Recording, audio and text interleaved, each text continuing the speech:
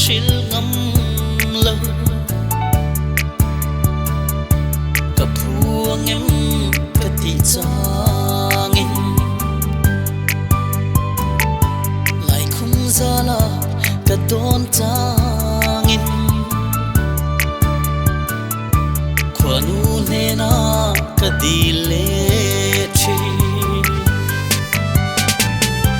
ka tu na te min shiat sak la nang le kei chou kan leng dun tu leng dang im nan cha chang chi hia oh ka tha pha ka thik le chi inom na tu ani ton pon min liam san su leng dang to na ro sum eng ma ka nei lo ve chuan tu reng dang ka nei chuang lo ka ni na ang hian min pom la so phlayang khian ka riang lo tu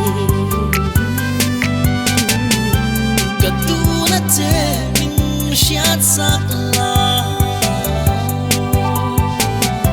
nang le kei chou kan leng dun tu leng dang im nan cha chang chi hia oh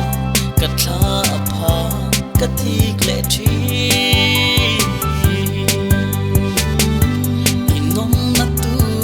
ani don pon oh min liam san su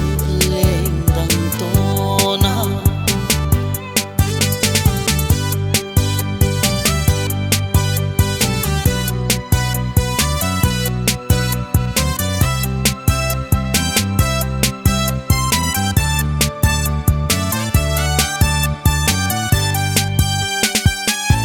ni khat voi kha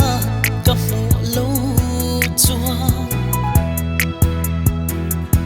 om dan po ka thiam thei mun lo